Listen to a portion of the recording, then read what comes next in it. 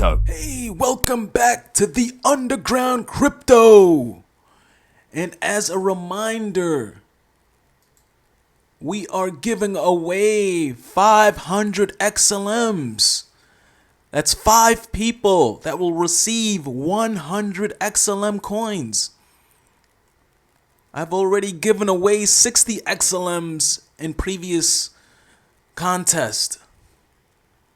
So, reminder to sign up, subscribe to the channel, like the video, and you'll be in the running.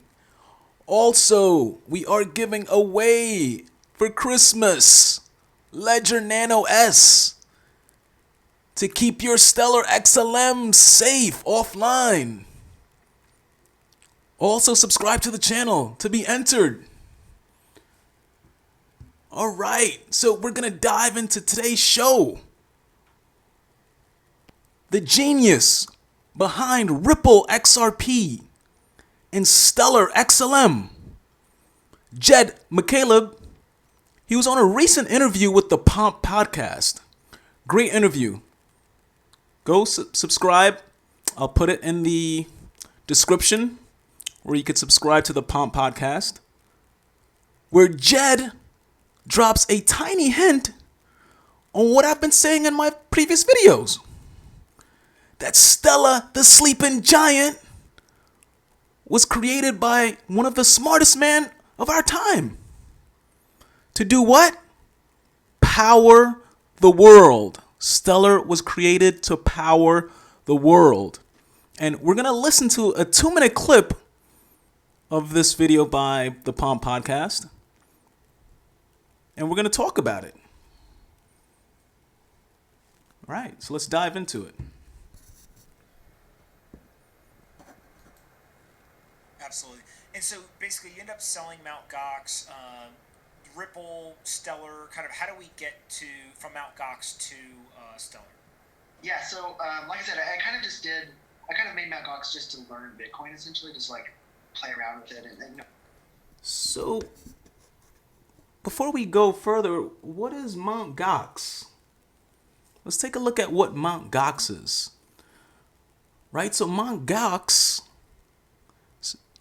Jed created back in 2006, right? So programmer Jed McCaleb, this is from Wikipedia, thought of building a website for users of the Magic the Gathering Online, a fantasy-based game service to let them trade Magic. Right? Then in July 2010, McCaleb found out all about Bitcoin. So that intrigued him. But this is how you know he's brilliant. With the Magic Gathering Online, that platform, he then decided that Bitcoin community needed an exchange for trading Bitcoin. This was back 10 years ago. Trading Bitcoin and regular currencies. On July 18th, MtGox launched its exchange and price quoting service.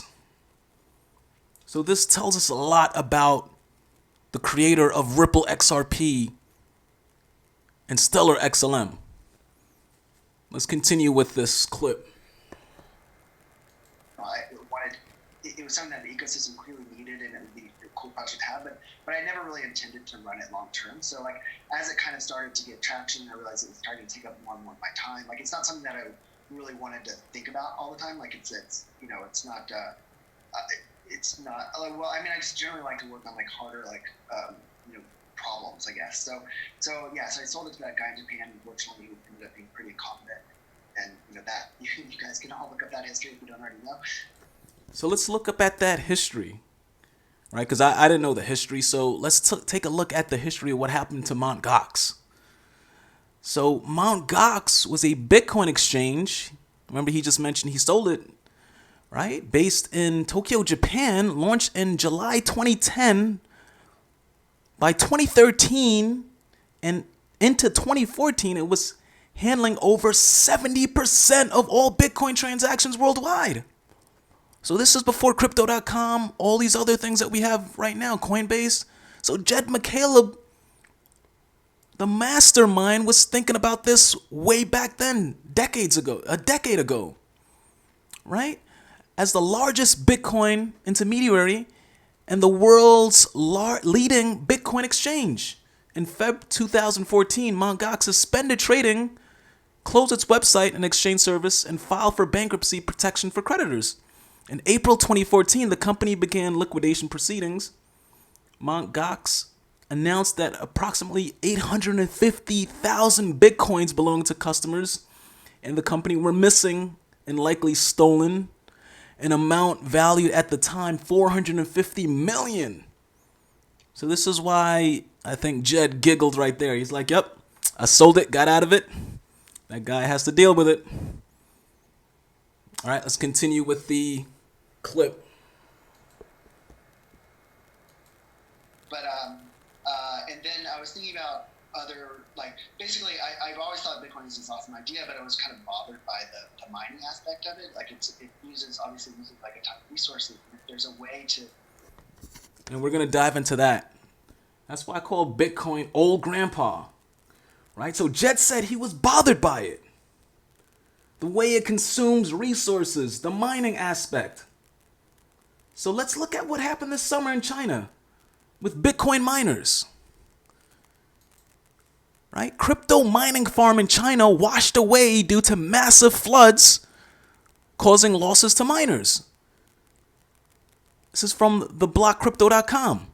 So a cryptocurrency mining farm in China province has been flooded amid heavy rain, leading to damages over 1 million won for some miners, according to a report from 8BTC.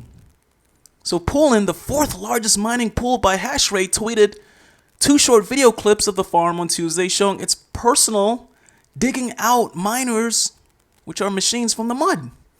So this was this summer. Let's look at the clip real quick of this. And we're gonna, this is the damage here. This is where Bitcoin is mining. Old grandpa.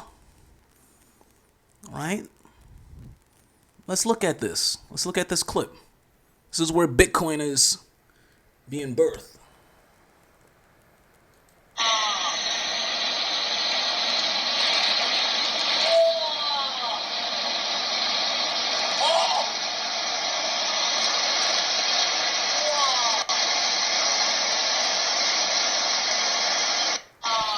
Bitcoin miners being washed away.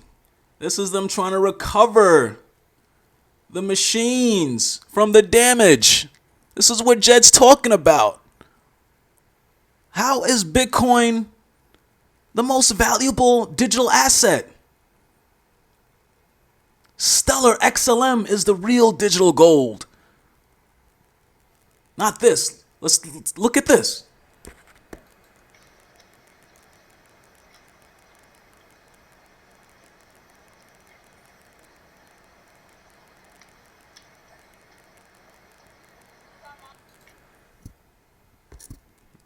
That's not the way it should be. Let's go back to the clip. solve this consensus problem without doing that, it'd be great, right? So I kind of like started thinking about other ways to like solve like the double spend problem, which is what mining in Bitcoin does, is like solve this consensus issue, and came up with the idea that kind of led to Ripple. So so I moved to California and with the intention of like starting Ripple and like, you know, found some people to work on it with me.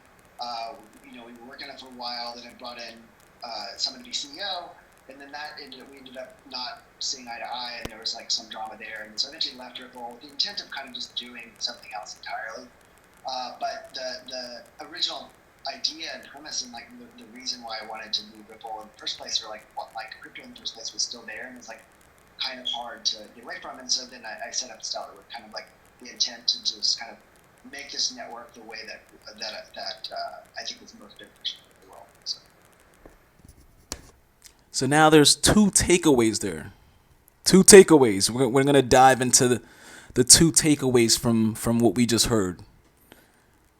The first takeaway, XLM and XRP are indeed siblings, created from the same great mind. He didn't want to give up on Ripple XRP, but because of the disagreements in the Ripple circle, he had to exit. Jed said, the original, and I quote, the original idea, premise, the reason I wanted to do Ripple, crypto, which is Ripple, in the first place, it's kind of hard to get away from. It's kind of hard to get away from. This is how we know they are siblings. It's hard to get away from. He didn't want to leave his baby. The fundamentals are similar. The same great mind. He didn't want to get away from this. But this brings us to point number 2, which shows the strength and power behind Stellar. He drops a hint as I quote here. I quote him saying here, I set up Stellar with the intent which is most beneficial for the world. That's the key there. Most beneficial. So the takeaway here is, from what he is saying and what we have seen with Stellar Network, the Stellar Network seems to be Ripple 3.0. Not even Ripple 2.0. Ripple 3.0.